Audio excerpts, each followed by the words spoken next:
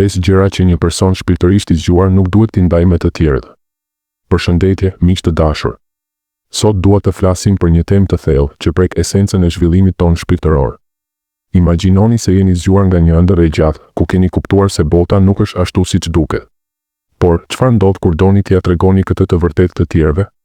A është gjithmonë e mirë të ndani përvojat tuaja më të thella?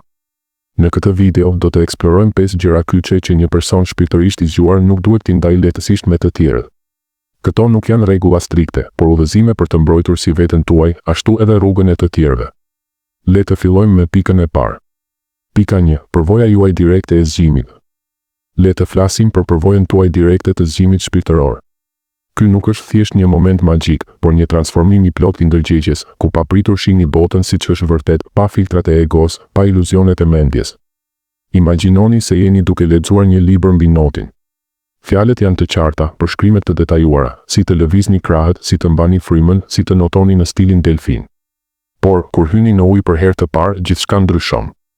Uji i ftohtë ju prek lëkurën, valët ju shtyjnë, dhe ndjesia e lirisë kur notoni është diçka që nuk mund ta shpjegoni me fjalë. Saktësisht kështu është zgjimi shpirtëror. Është si aroma e një luleje të freskët në mëngjes, e butë, e thellë, e pathyeshme.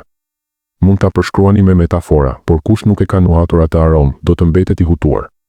Kur ndani këtë përvojë me të tjerët, shpesh ndodh diçka e çuditshme. Ata që nuk e kanë përjetuar ende, mund ta marrin si një histori fantastike ose më keq si një formë mburjeje. Ti thua se ke parë dritën? Unë nuk e shoh, pra ti gënjen, kështu reagojnë. Dhe ja, këtu fillon konfuzioni.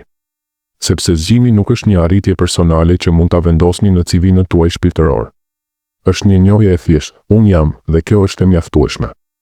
Nëse e ndani para kohe, mund të krijoni pritshmëri të gabuara. Një mik yt mund të mendojë se duhet të bëjë diçka specifike për ta arritur, dhe kur nuk ja del, ndihet i dështuar. Ose mund të krijojë zili, pse ty të ndodhi ty, e jo mua? Kjo nuk ndihmon askën. Në vend të kësaj, mbajini këtë përvojë si një thesar personal. Jetojeni atë çdo ditë, në ecjen tuaj të mëngjesit, në një buzëqeshje të rastësishme, në heshtjen e natës. Kur dikush pyet me të vërtetë, si ndihesh tani, thoni thjesht, e qetë. Si një lumë që rrjedh pa pengesa. Mos e detyroni. Zgjimi i tyre do të vijë kur të jetë koha, jo sepse ju e shpjeguat. Kujtoni fjalët e Lao Tzus, ai që e di, nuk flet. Ai që flet, nuk e di. Kjo nuk do të thotë të jeni të heshtur plotësisht, por të flisni vetëm kur zemra e tyre është e hapur. Kështu, përvoja juaj bëhet një dritë e butë, jo një projektor që verbon. Pika 2. Praktikat ose metodat specifike që funksionuan për ju. Tani, kalojmë te pika e dytë, praktikat ose metodat specifike që ju kanë ndihmuar të arrini këtë gjendje. Mendoni për to si për ilaçe kundër dhimbjes së kokës. Për ju, një filxhan çaj me xhenxhefil mund të jetë mrekulli, lehtëson menjëherë, qetëson mendjen dhe ju bën të ndiheni i ri. Por, për një tjetër person i cili ka stomak të ndjeshëm, ai çaj mund të shkaktojë më shumë dhimbje. Ose një ilaç që funksionon për një infeksion viral mund të jetë i panevojshëm për një problem tjetër. Saktësisht kështu funksionojnë praktikat shpirtërore, meditimi i thellë, yoga, leximi i shenjave apo edhe një ecje e gjatë në pyll. Ato ishin perfekte për ju në atë moment të jetës suaj me ato sfida specifike që kishin mbledhur energjinë tuaj. Por, zgjimi i vërtet nuk ndodh duke bërë diçka të madhe. Nuk është si të ndërtoni një kështjellë me bloqe. Është më tepër si të ndaloni së ndërtuari dhe të shihni se kështjella tashmë ekziston, e plot, e bukur, pa nevojë për shtesa. Kur ndani metodat tuaja, rrezikoni të krijoni një rrugë të gabuar për të tjerët. Një person mund të provojë meditimin tuaj 20 minutësh çdo ditë, por nëse mendja e tij është e mbingarkuar me ankth, kjo mund ta bëjë më keq, të ndihet i frustruar, i pafuqishëm. Ose një tjetër mund ta marrë si një recetë magjike dhe të harrojë se çdo udhë është unike. Unë e bëra kështu dhe u zgjova, ti bëje të njëjtën. Kjo tingëllon si një urdhër, jo si këshill. Në vend të kësaj, inkurajojini të tjerët të dëgjojnë zërin e tyre të brendshëm. Thoni, ajo që funksionoi për mua ishte heshtja ime personale. Çfarë do të funksionojë për ty? Provo, eksploro, por mos u ngull. Kujtoni se zgjimi është si një far që rritet në tokën e duhur, nuk mund ta detyrosh me plera të tepërta. Nëse dikush kërkon këshill specifike, jepni si një histori, jo si një udhëzues. Unë provoja të lutesha në heshtje derisa mendja të qetësohej vetë. Por ti, ndëgjoje trupin tënd. Kështu, i ndihmoni pa i dhënë një ilaçe që nuk i shërben. Dhe në fund, mbani mend, metoda juaj ishte një urë, jo destinacioni. Tani që keni kaluar, lejojeni të tjerët të gjejnë urën e tyre. Pika 3. Njohuritë tuaja rreth njerëzve të tjetër. Pika e tretë është ndoshta më e ndjeshmja, njohuritë tuaja rreth njerëzve të tjerë. Kur zgjoheni shpirtërisht, sytë tuaj hapen sikur më parë.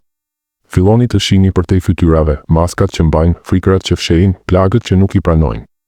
Një mik që duket I fortë, në të vërtetë trembet nga braktisja. Një familjar që qesh gjithmonë, mban brenda një dhimbje të vjetër.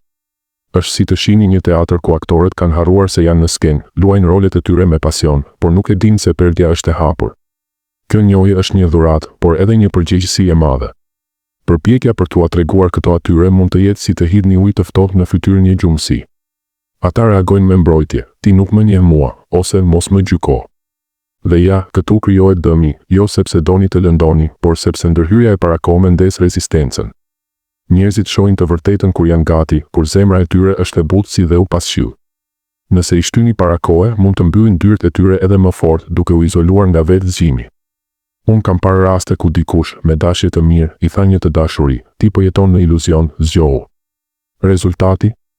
Një grindje e madhe, një distancë që zgjati muaj. Pra, çfarë të bëni? Bëni si një dëshmitar I heshtur.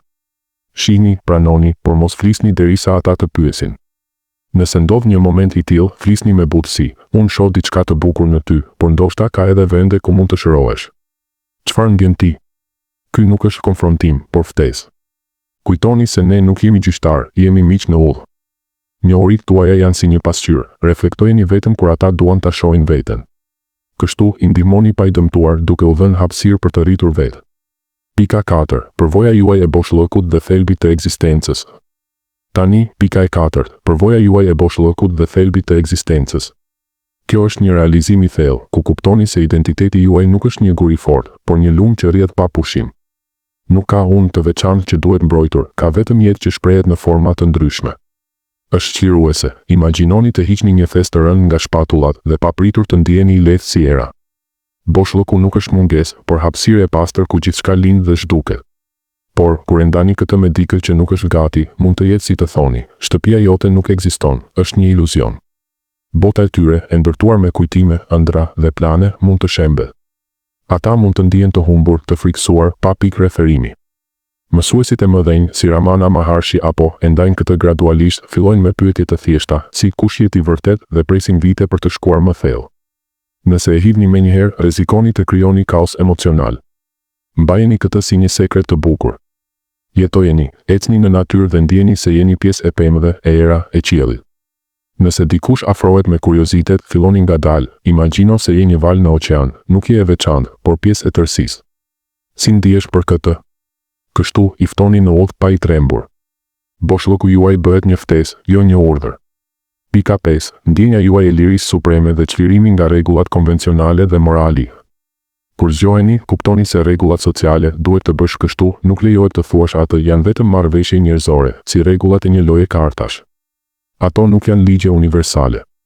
Kjo nuk do të thotë të jeni I pamoralshëm ose të dëmtoni të tjerët, përkundrazi, veproni me mirësi të thellë, sepse dëmtimi I dikujt është dëmtimi vetvetes, ne jemi të gjithë një. Liria juaj është si të fluturoni mbi ret, pa nevojë për krah artificial.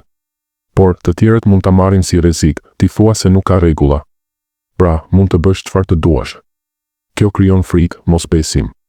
Ata mund t'ju shohin si një rebel të rrezikshëm, jo si një mik të lirë. Ndarja e kësaj parakohe mund të izoloj ose të krijoj konflikt.